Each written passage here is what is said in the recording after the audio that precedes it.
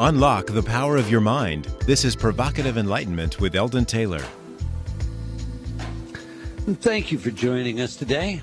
This is an hour dedicated to understanding a little more about ourselves, our beliefs, and how we approach enlightenment, as well as what it just might be to be truly enlightened. Indeed, an hour devoted to learning something more, not just about the world of shoes and ships and sealing wax, but about how, what, and why we think as we do. An hour for the open-minded, willing to challenge some of those old ideas about the world we live in and who we have become. I'm Eldon Taylor, and this is Provocative Enlightenment. Every week I read some of your letters as our way of recognizing the very important role you play in making this show successful. Last week our show was all about the power of belief and how we maximize our experience by insisting on our own personal integrity in all things. We gave callers a number of InnerTalk programs to facilitate their ambitions. I suggested that we create a personal master plan, the same as a city does, and that we include considerations not just for matters such as our family, retirement, health care, recreation, and so forth, but for service and spiritual development. I further suggested that service should include our workplace. Indeed, I believe that whatever we do, including and especially our work, we do with the very best of our abilities. To do less than that is to marginalize our own integrity. It's that simple. Maud Girl commented, "What an awesome show. Love the master plan. I'm carrying Eldon's book, I Believe, around with me everywhere." Well, thanks, Maud Girl. I do appreciate that. Victoria wrote, "Eldon, I love your new book, especially the section on balance and forgiveness. I am using this with my clients, and they are getting so many amazing results in their lives. Thank you." Well, thank you, Victoria. Now, for all of you listening to today's show, after selling out of the first printing in literally 1 week, my new book is finally back in stock everywhere. And since we were unable to fulfill the original demand, you can get a copy of I Believe today and still get hundreds of bonus gifts to go with it. Just go to my website, eldontaylor.com, that's ELDONTAYLOR.com, and click on the picture of the book for more information. But hurry, it's an opportunity that won't last. Gwyneth wrote, "Thanks for the show. You guys really care about people and want the best for all." Lynn wrote, "Thank you for the free programs. It is great to see someone who cares enough and believes in what they are doing enough to be willing to help others who may not be financially able to purchase something that could give them the power to improve their lives." Loretta wrote, "The show is so inspiring and enlightening. Would love to listen for 2 hours." We're working on that, Loretta. All right, Henry wrote, "I totally agree with what you are saying. It is the entitlement attitude that will destroy America just as it did with Greece and now Spain. I love how you said it when you referred to the what you sow is what you reap verse and added, to get love, you must give love. To get friendship, you must give friendship. To get treasure, you must give treasure. I will give my very best from now on, for I see that is what you meant by treasure." Well, you have that absolutely correct, Henry, and thanks for your letter. All right, that's all the time we're going to take for letters today, but I do invite you to opine, provide your feedback, and you can do that by sending your email to eldon@eldontaylor.com or by joining me on Facebook. What's that grin about? Okay, as I was saying, we can't get all of your letters on the air, but they do impact our programming, and once again, I thank you for your feedback and continued support. Now to today's show. Wealth Beyond Reason. Follow your passion, find your power. Great book, by the way. In past shows, you've heard me rail against some of the messages out there having to do with The Secret and the law of attraction, and on more than one occasion, I have challenged those who would champion their ideas as a law, as if it were an immutable fact that universally and always resulted in the same outcome and was therefore comparable with other physical laws, such as the law of gravity. Well, our guest today shares many of my exceptions with what I'll just call myths that accompany so much of the teachings involved with the law of attraction. He also has his own interpretation of what works when and why, as well as how this principle of attraction, as I prefer to think of it, is in fact still a law, at least at some level. Now, I'm speaking of Mr. Bob Doyle. Bob Doyle is the CEO of Boundless Living Incorporated and author of the #1 best-selling Follow Your Passion, Find Your Power. As I said, it's a great read. Since 2002, Bob has been teaching principles of living life by design, utilizing the principles of the law of attraction. His Wealth Beyond Reason program has long been recognized as one of the most complete and usable online curriculums in the law of attraction, and gained the attention of the producers of the film and book The Secret, in which Bob was one of the featured teachers, and that may be where most people know him from. His official bio states Bob is a champion for creative self-expression, and his work focuses on reconnecting people to their sense of passion and purpose and helping them to create a vision that inspires them into massive action, working in concert with natural laws of physics to realize a life of true abundance and joy. So let's get him in here. Welcome to Provocative Enlightenment, Mr. Bob Doyle. Thanks, Eldon. It's good to talk to you. It's been quite a while. It has. It is good to talk to you, sir. We like to get three things out early, Bob. Who's the messenger? What is the message? And how can we use it? So, to begin with, tell us a little bit about yourself and how you got started with the principles behind the law of attraction. Yeah, okay. So I was miserable basically it boils down to I was miserable in all of my career choices. You mentioned that I was I'm a champion for creative self-expression. I think that's really what so many people do want. They want to be able to express themselves through their career so it doesn't feel like work and so on. And for years I thought I wanted to be in radio, and then I got in radio and I realized that I didn't have full control over everything I did or how creative I could be, and I just was like, well, this isn't at all what I thought. And I was pretty disillusioned, and I would jump around from radio and into computers and various just different things, trying to find my voice in what I did, because I just couldn't. I felt like I was dying otherwise. I mean, I just was not one to accept, spending so many hours of my day doing something that I hated. And I learned pretty early on that I was a terrible employee, and I just really wanted to be able to do whatever I wanted. And so I kept trying to start little businesses and things that were, again, based on things that I loved to do so that I could have fun doing it. But I had really no business sense, and what I really didn't know at the time was just how limiting my beliefs were about my ability to make money and succeed. And that kind of came around as I started exploring avenues to figure out, well, why isn't this working for me? I mean, I've got a degree, I'm fairly intelligent, I've got a lot of creativity to share. Why is nothing working? And because all of my logical reasoning and schooling and, just rational thinking wasn't getting me any answers whatsoever, that's what kind of had me looking into the more, left of center type of conversations, the New Age bookstores, more metaphysical principles. And that's kind of where I started to learn about this idea of creating your life by design, that we had more. There was more to what meets the eye, right? Okay, so there was something else that I might be able to do, that wasn't necessarily based in logic and that type of thing. So I learned about visualization and meditation and those types of things. And while I hadn't come across the term law of attraction yet, I was still definitely this manifesting idea. Obviously, if you're frustrated in life, something like that, it sounds magical. It sounds like, oh, if that were only true, that would be so great. And so I wanted to believe it. I wanted to believe that we could visualize things into existence and so on. But, my mother was a school teacher. I've always been very, analytical. The logic was, I just couldn't, just because it sounded good, I couldn't make that leap. I couldn't get anything to work that I was trying, and I think, right. I truly believe now that it was my belief system. I needed to know more science behind this, not just, it was a good idea.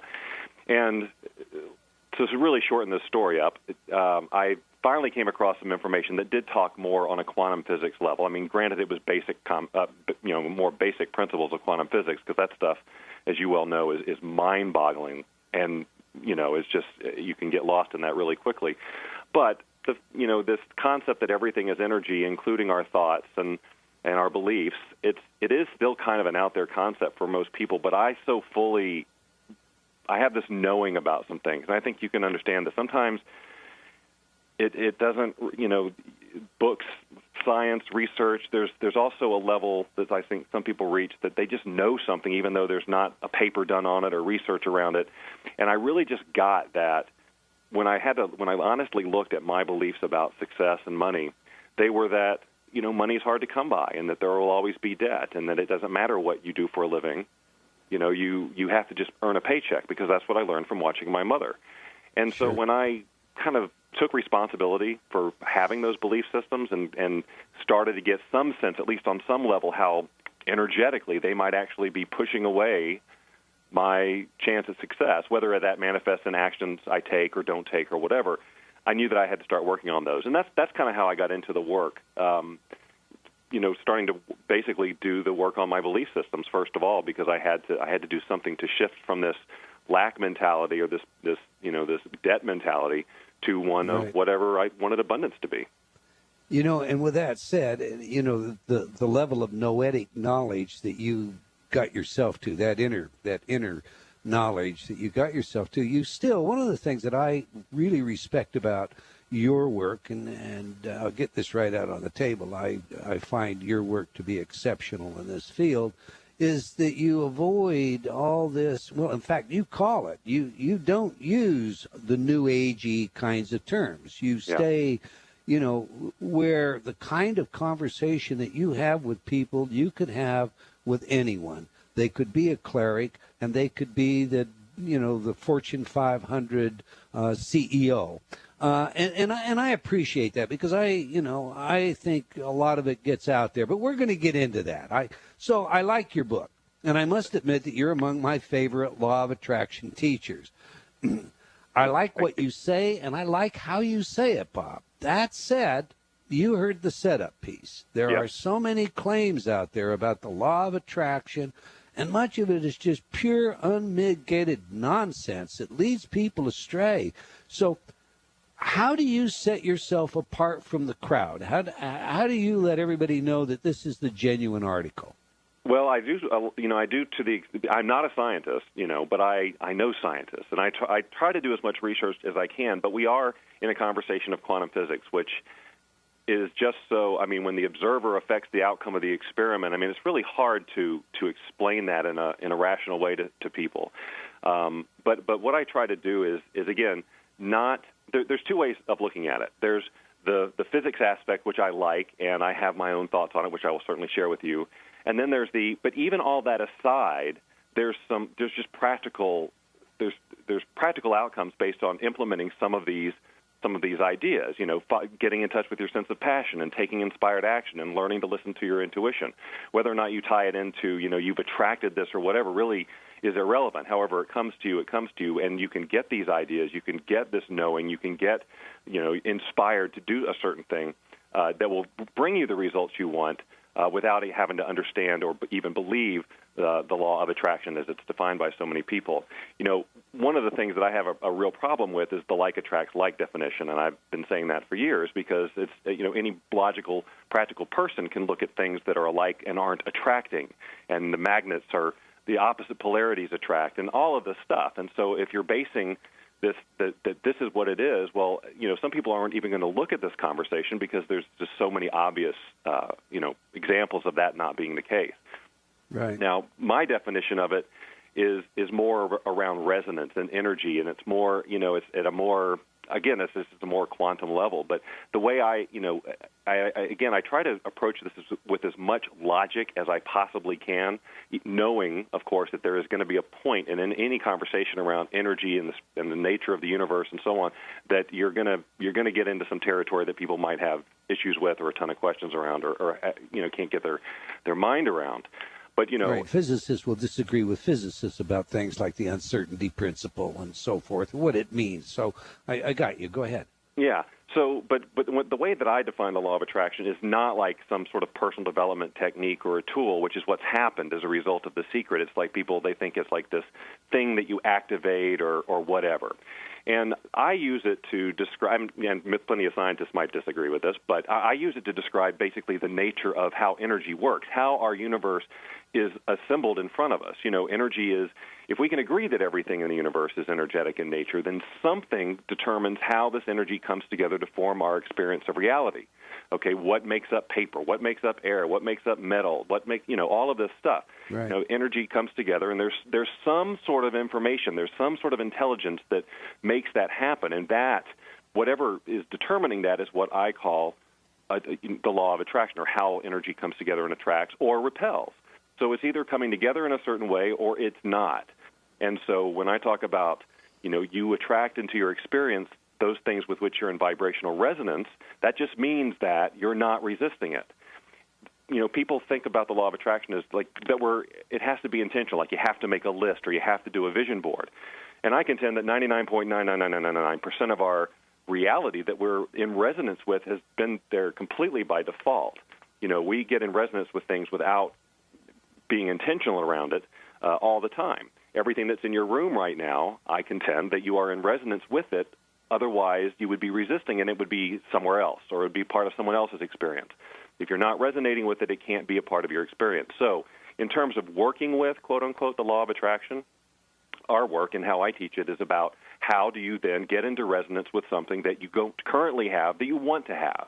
What do you have to do energetically as an energetic being? What do you have to do? What signal do you have to send, however you want to say it, to say, I want to move into resonance with this. So in my case, I wanted to move in resonance with a career I liked, with money, having money instead of debt, and all of that. So that means I had to, something about my energy system, and it was my beliefs, was pushing that, my ability to have that in my life. So if I can then work on that energy system by changing my core beliefs so that the signal, if you will, that I'm sending out, because we're absolutely connected to the universe. It's not us and then the rest of the universe. The universe is this ocean of energy, and our energy is configured in such a way that we get to have this human experience and all the rules and how that all comes to be. It's miraculous. And we're given these incredible gifts of having a passion, having desires, and having our imagination, having the ability to visualize things that we don't yet have in our physical experience. We have this incredible gift of emotions, and all of that goes together to create what we basically call, in this conversation about the law of attraction, your vibration. What is? But basically, that's just defining, your energy, if you will. Again, I know we creep into this really new agey sounding conversation, and that's why I spend way more time than we have to kind of set this up for people to logically understand it, so it doesn't sound like such a leap. Right, but you just articulated very well why you're my favorite in this area, Guy, and it's quite simply, you're not saying, hey, you're going to attract all this to you. You're saying what you want to do is remove that aspect of yourself that is resisting it. Yeah. And your example of how the limited thinking, the debt-laden, the paycheck-to-paycheck expectation is holding away from you what you might otherwise, experience. I love it. Okay, but all right, this is provocative enlightenment, Bob, and I'm going to have to ask you a tough question or two, all right? Yeah, I figured that was coming.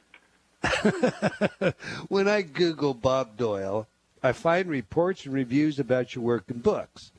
One reviewer summed up her findings this way. This is critical to what you were just saying a minute ago. If you are a believer in the law of attraction, it seems all the reports are favorable about Bob Doyle. So how important is belief with respect to making this law of attraction work, sir? That's a good question. And the thing is that, plenty of people have success and money and the things they want in their life without any knowledge and or belief in the law of attraction. So it's not, it's not a belief in the law of attraction isn't, necessary to have a great life or anything like that. You don't have to know any of this stuff.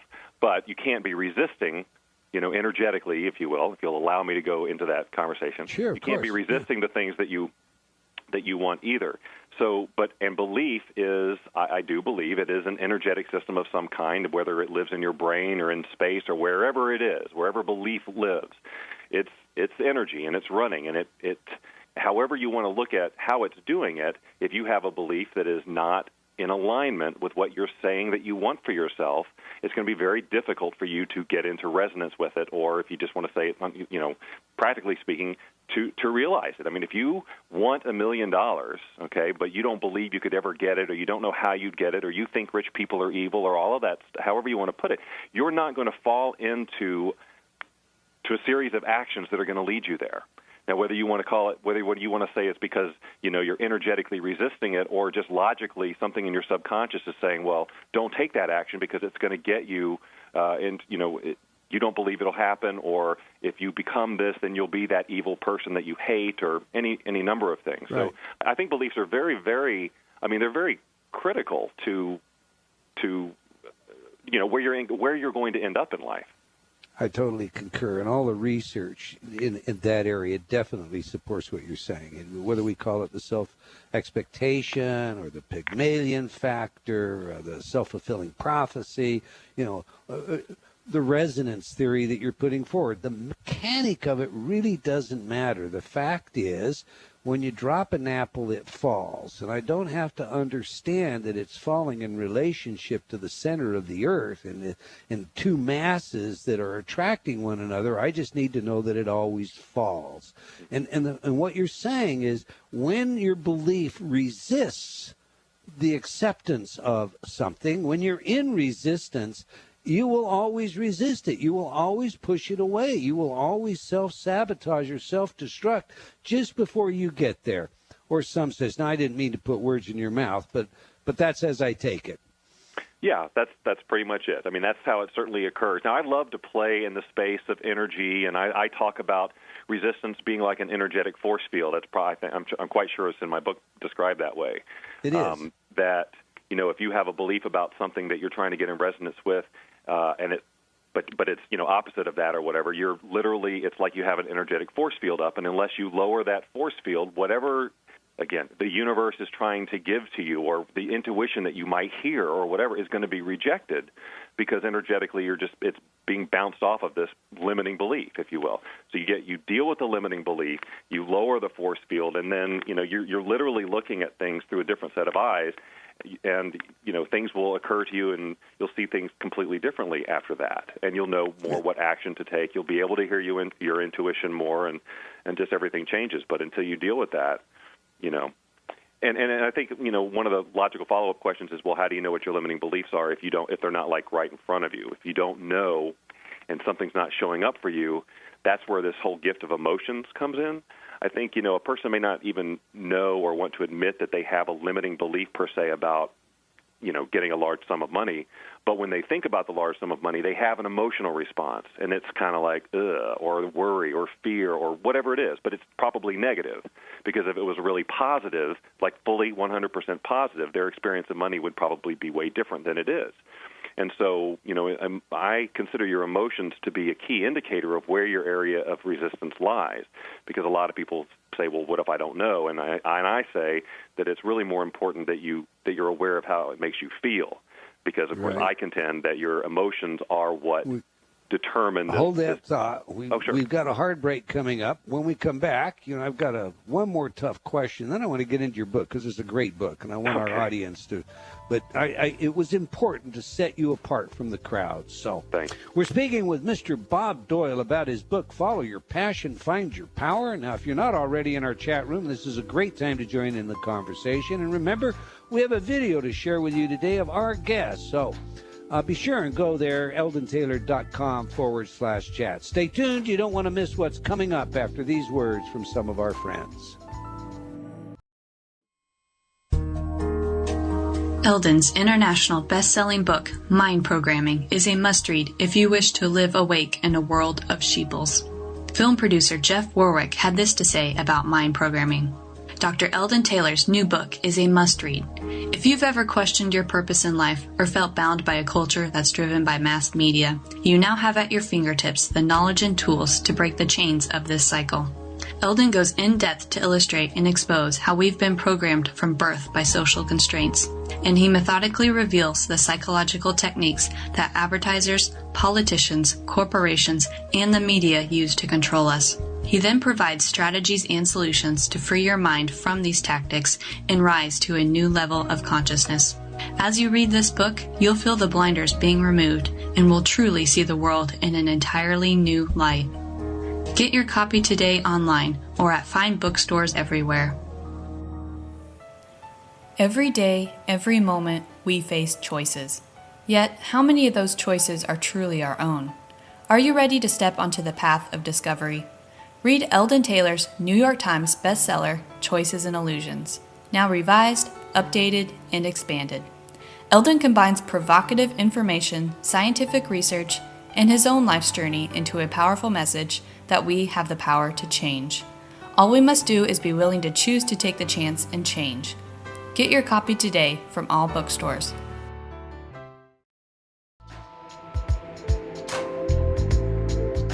Unlock the power of your mind. This is Provocative Enlightenment with Eldon Taylor.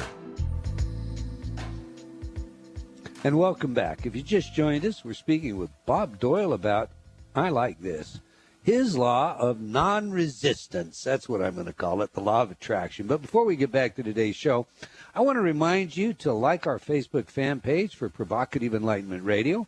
As a fan, you will always know where we are and what's on next. We also have some special bonuses from time to time for our fans. I would also like to invite you to join me on Facebook while you're there. And if you like our show, do please spread the word. We genuinely appreciate your support.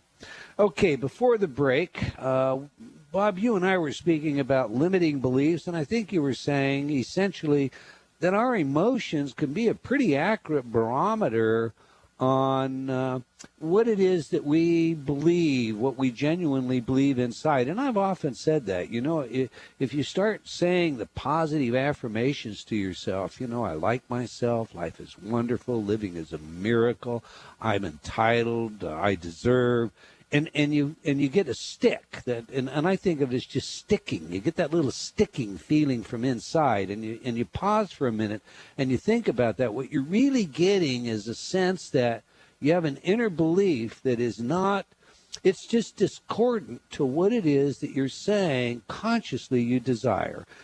Have I put words in your mouth, or is that pretty close? Dead on. Dead on. All right. Well, I've got one more heavy-duty question for you, and then I want to just, you know, let's go to your the greatness of your book, because it is a marvelous book, and to what it is that you teach and how you can help people prosper, and we'll grab a phone call or two. But, you know, this is a tough one. I have to ask it because, in order to be honest with our audience, we've discussed this here on Provocative Enlightenment before.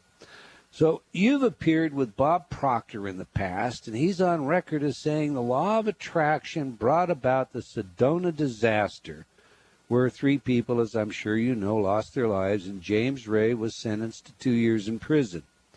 Ray's claim to fame came via Oprah, and you state in your book, quote, the mainstream media seemed intent on discrediting The Secret and its teachings, but the Oprah Winfrey Show was a major contributing factor to the explosion of exposure the film and book are getting. Now, 2-part question then, Bob. Do you agree with Proctor about the law of attraction being behind the deaths in Sedona? And do you think it was a bad thing in 2020 hindsight that much of the media remains skeptical about The Secret? Well, putting the first part of your question is the law of attraction behind it is also kind of making an entity out of the law of attraction, as opposed to what you're right. This is a tough one to explain. I want to answer it as quickly and as efficiently as possible, but I mean, it depends on how you are. Again, how you're looking at the law of attraction. I clearly look at it differently than a lot of people do, and I may even look at it differently than Bob Proctor. And I remember hearing something about that quote, and I'm not sure exactly how he actually phrased it. But something happened to create those set of circumstances for those people. And I don't know that you can blame the law of attraction per se. There were a bunch of people who made choices to go somewhere based on their belief systems, and James Ray had his own belief systems. There were people who decided to act in accordance with what he said because their belief systems were resonant enough with his that they decided to take these actions. So there was energy happening. I mean, energy was behaving. Belief systems were putting people into motion and taking action, making decisions, and so on. And the same intelligence, if you will, that has energy behave was at work. So in that way, you could say that not the law of attraction, like that people are packaging it, but energy did what it did. I mean, no laws of physics were broken that day. It's like there was consciousness was at work, decisions. I'm not sure how to best. But can't you just it. say stupid people do stupid things? I mean, we wouldn't necessarily call that a law of attraction, would we? No, certainly not in the way that people are defining the law of attraction. But I don't mean to imply that that these people were stupid. Don't get me wrong. I'm right. just, human beings sometimes fail to pay attention, or they give away their own power to an authority. We've had many discussions about that, and actually the brain research supports that. So those kinds of things can take place, and they take place every day, and that's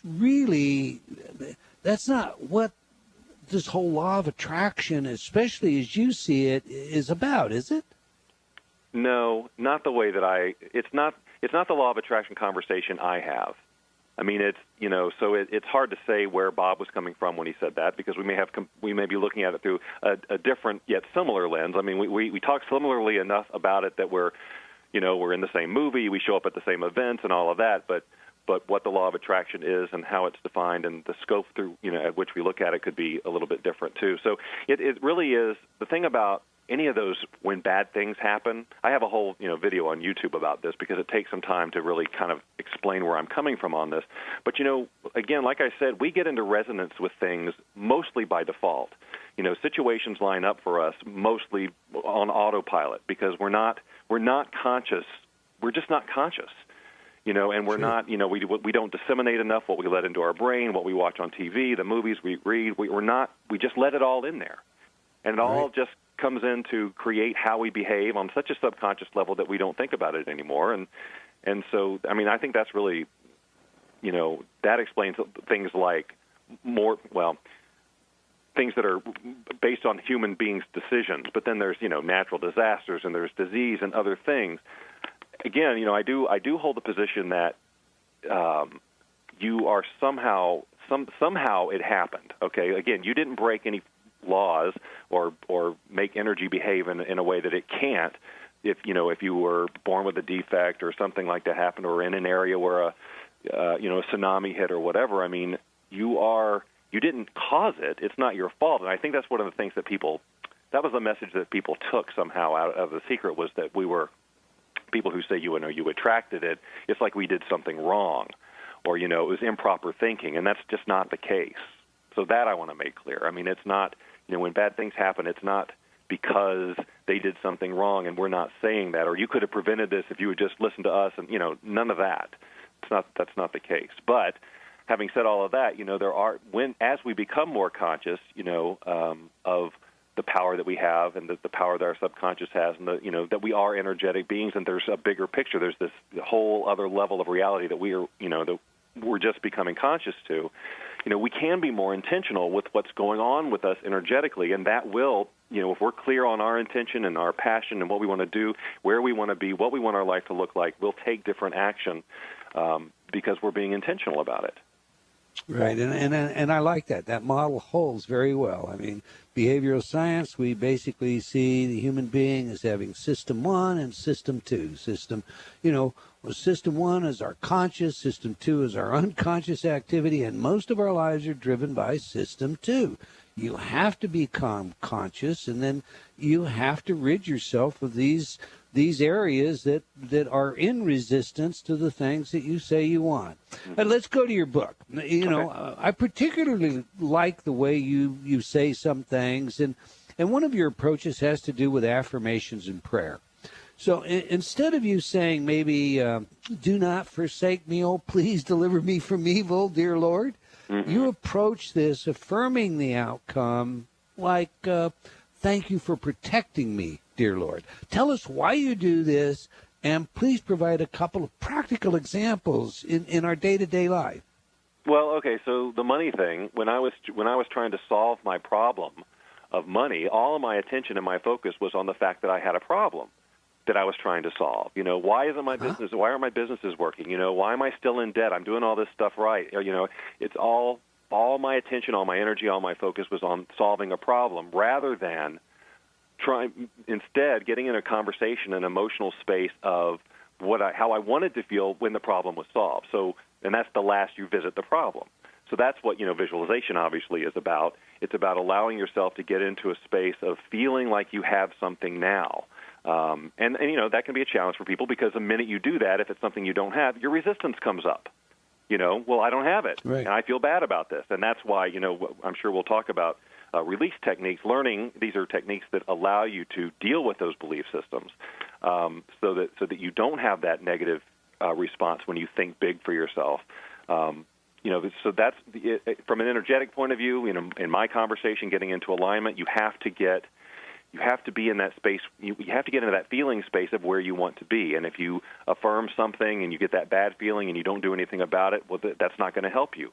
And if you do a vision board or whatever tool you use and you look at it and you go, I'm never going to get there or whatever, that's not going to help you either.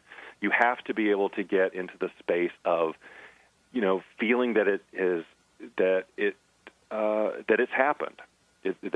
That it's real. And I think, again, that's our nature. Like I said, we were born with emotion and visual, the ability to visualize and have our imagination. I truly believe that we are reality creation machines. We've been given all the tools we need, observing issues and all of this stuff that is keeping us from being able to get into that and hold that positive feeling space because we've attracted, if you will, so much evidence that life is hard or that things are unfair or this isn't going to happen or that you're not good enough or whatever. Right. Right. Well, while we're on that, of course, what you're talking about, in psycho-cybernetics, Maxwell Maltz essentially says that, and this pretty well has been proven out, a synthetic experience experienced in real enough sensory ways cannot be distinguished from a real experience. So we can have the imagined experience that you're talking about, visualizing, and if we do it in a sensory-rich way and really feel, as you're saying, the mind can't distinguish that memory from a experience that we really had. So, let's do this. Tell us about your release techniques and how do you get the mind into that space? Okay. So there's several techniques that I talk about in the book. Actually, I think there's two in the book. One is emotional freedom technique, which is this meridian tapping process. And then the other is the Sedona method, which is from Hal Dwoskin, who was also in The Secret.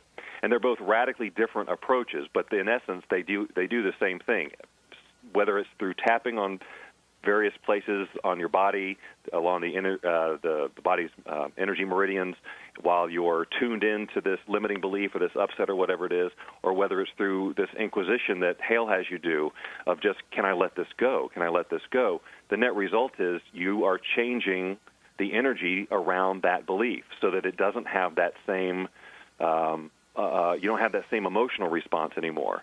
So, for example, if you start to get into that feeling space of, the new house you want or whatever, and your stuff comes up, you start doing this release technique, whether it's EFT or the Sedona method, or there's several others, too, that are out and about. But those are the two that have been most personally effective for me. So, I like to come from that place when I teach.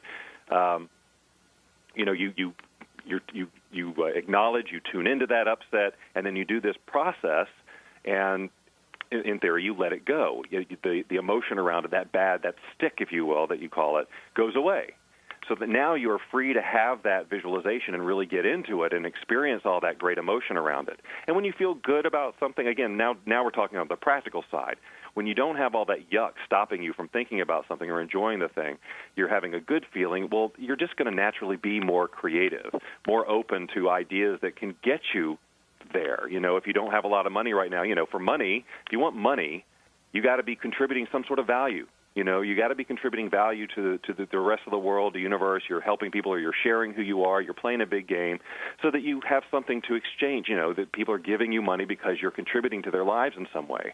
Well, if you're just stuck in your stuff about how you don't deserve anything or whatever, you're playing a small game, if you're playing any game at all, you're not presenting yourself with avenues to make money. And if you have beliefs about whatever and it's stopping you from being creative and maybe writing that book or starting that business, then sure, you're going to be stuck there. So it's just practical from a practical point of view, you don't have to think about energy or anything. If you feel more creative and aren't stopping yourself with these limiting beliefs, you open up yourself to a whole world of possibilities, not just in money, but relationships and abilities and certain things that you'd like to do. You got to get rid of that stuff first. And for years, it's been affirmations. People have been saying, well, just affirm, affirm, affirm, and the repetition, and we'll get in there. I find affirmations, along with these release techniques, is a super fast shortcut, because the affirmations or the visualizations bring the stuff up. You're in it right then. Do the release technique right then, and start working through it. Good. And, of course, implicit in what you're saying, Bob, is the notion that I can't just sit in my chair and read my book and imagine or visualize or even come up with the most elaborate of synthetic experience. I've actually got to get out of my chair. I've actually got to put some energy in it. I've actually got to do something. Absolutely. And I think that's another, part that's missed. There is still another part of I prefer to call it the law of non-resistance, but you've Sure. convinced me. I'll go along with the law of attraction for the moment. And that's the law. What I think of is this way. Most people fail to teach the principle of tithing. You don't. When they address the law of attraction, they talk about, as you've already pointed out, all the things you can get to. You're like a magnet. You just, it just flows at you, and the kind of nonsense that you've also discussed. So actually, I guess, if the principle of attraction is a law, then wouldn't you say that the principle of tithing is also a law? I mean, share your thoughts on this. Well, I have a whole thing about tithing and giving and all of that stuff, and I just can't buy into, like, there are a lot of people who say, well, you do this, if you give, it'll be a tenfold return. Like, what is that based on? What's the number? Right. Why 10 and all of that? And there's all these different theories on all of that. But from my point of view, the way I look at it is, if you're giving, whether you're tithing or you're just giving to give, and you're doing it from a place of, I truly wish to give, I have this to give, you're feeling abundant or whatever, not begrudgingly giving. If you're coming from a sense of, I don't have this, I better not give this away, well, I really don't believe you're going to attract anything, because you're in a space where you're resisting wealth at that point anyway, if you're begrudgingly giving. Right. But if you truly have that belief that I can give this, I can give freely, because there's always more to come, and if that's truly your belief system, it's probably based on experience of that, So I think giving is great. But if you're a person who isn't ready to give, or you don't want to give, or you want to test this whole tithing thing by I'm going to give and see what happens, I really don't think energetically you're opening yourself up to receive anything. So I don't call I don't call tithing a law either. I think it still comes down to energetically, what are you allowing into your experience? So if that's your belief, if your belief, the parameters of your belief are, if I give this much, I'll get a tenfold return. Okay, I mean, if that's truly what you believe, that's probably what your experience will be, because of however you behave, what action you take, or things line up. But you could why not believe 100-fold or 1,000-fold? Again, it's still going to be about your beliefs. Yeah, I think the most important thing for me about that, and I'll just throw my 2 bits in and you can shoot it down if you want, is that, energy moves. If we're going to use the metaphor, energy moves, and money is just energy. It is stored energy, the result of the energy you bring every day to whatever you do. And the minute the energy becomes stagnant, it's like the pond that becomes stagnant. In order for it to really move, there's a part of us that we're rewarded physically by giving to others, by sharing, by being of service. And that's not just good for our psychology, I believe, in your energetic way of seeing things. It's also good for the flow of our money. You can shoot me down if you want now. I'll give you a quick one to do that before we take a phone call and grab a question or two out of the chat room, sir. No, I don't disagree. I don't know why. Why would I possibly disagree with that? That makes it obviously a lot of sense. All right. Well, let's go to the phones then, and we'll take we have Monica from Toronto, Canada, on the telephone. How are you, Monica? Welcome to Provocative Enlightenment. Thank you so much for taking my call. Can you hear me okay? We can. You have a question for Mr. Bob Doyle? I do. I'm really, really struggling from the very, very root poverty beliefs. It's like I've embarked on an amazing business. It is in the expertise of my field, yet it is my expectation of failure at my root belief is what's keeping me running into walls where other people are doing extremely well. Mm-hmm. And I know I have the skills to succeed. I know that. It's just there's something at the root cause of it all where it's like I'm afraid that I'm going to fail, and I keep on running into that wall of failure. Well, let me ask you something without getting into a deep, therapeutic conversation here. Do you know where that belief might have come from? I have a very good idea.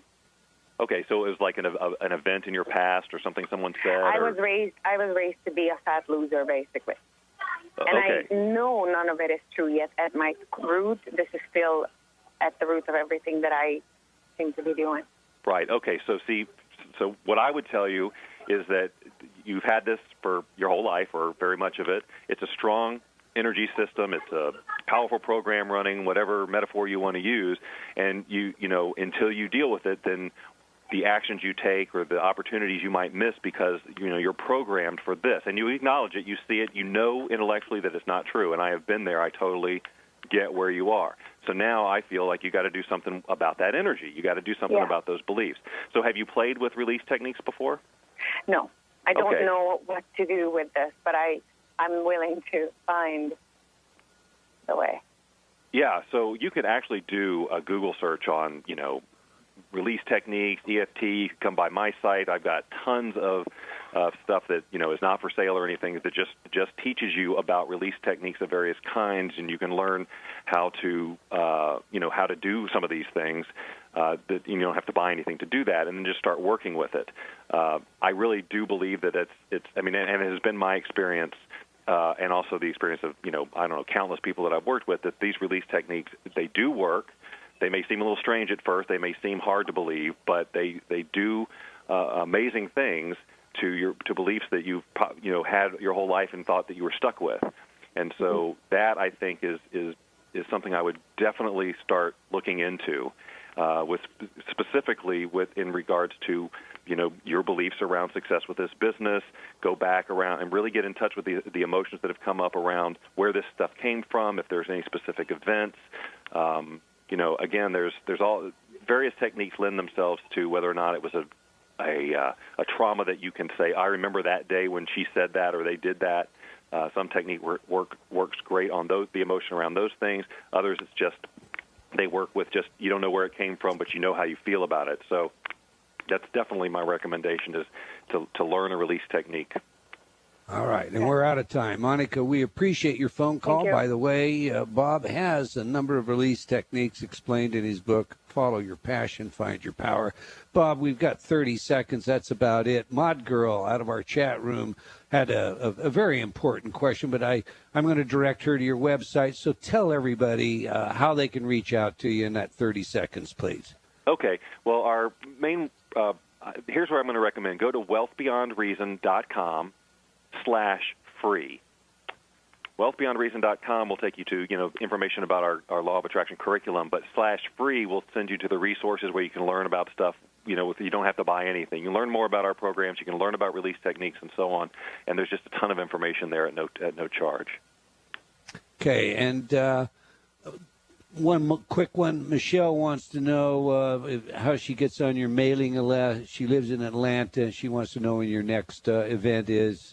Can she find that also at your website? Definitely get on the mailing list there. I don't have any local events planned because I'm in Atlanta, too. I didn't know if she knew that or not. Right. I'm in Atlanta as well. Don't have anything planned here locally in the foreseeable future, but you can sign up to stay in contact with me. And Bob, appreciate you being on the show. We've come to the end of another hour of Provocative Enlightenment. I want to thank all of you for joining us today. And if you have comments on our show, do let us all know. Okay, until next time, wherever you are in the world, you'd better believe. Believing in yourself always matters.